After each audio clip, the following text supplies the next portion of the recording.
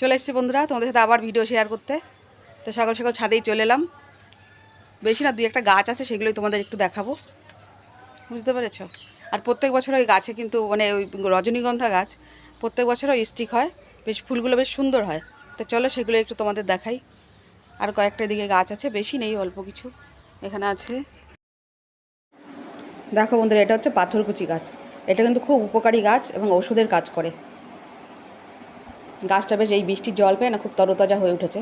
আর এই পাশে আছে কারিপাতা গাছ। আর এখানে দেখো খারকোল উঠেছে, এখান থেকে কেটে কেটে খাওয়া হয়।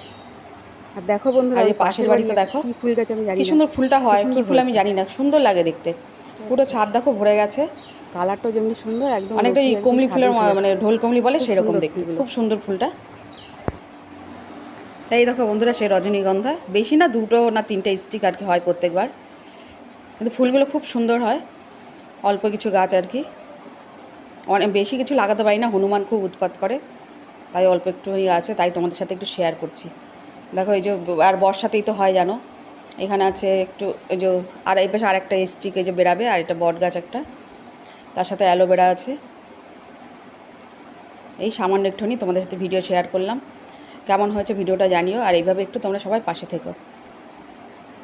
তাহলে আজকে পর্যন্ত, আবার আসবো।